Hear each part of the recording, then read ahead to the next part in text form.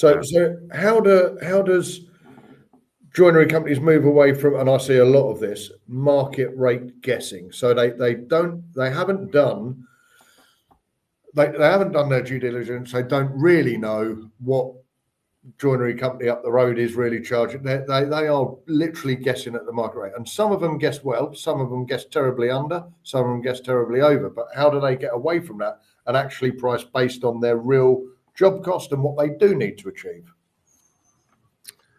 So the first thing is you've got to understand exactly what your costs are. If you don't know what your costs are and what goes into the job, you cannot correctly price.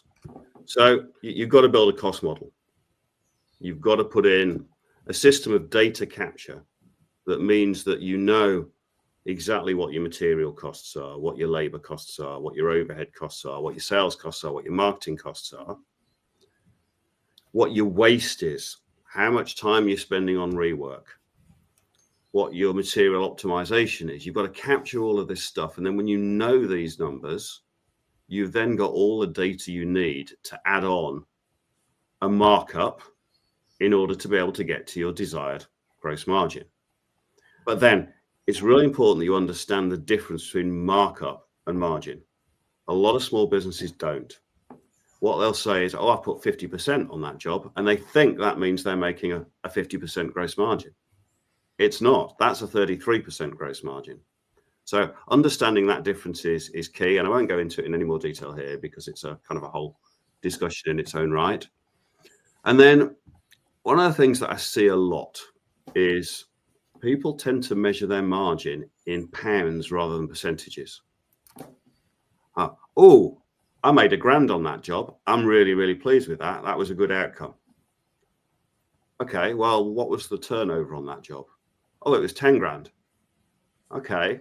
So that's a 10% gross margin you've made there, right? And you're a £1 million turnover business.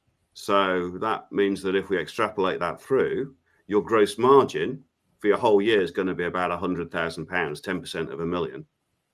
But you've got an overhead base of 200,000, yet you're happy with that job. It makes no sense. You've got to measure your gross margin in percentages, not in pounds. And a realistic target has got to be a minimum of 30%. Need to be making 30% or more, and you've got to understand what's going into that gross margin. A lot of people miss costs out.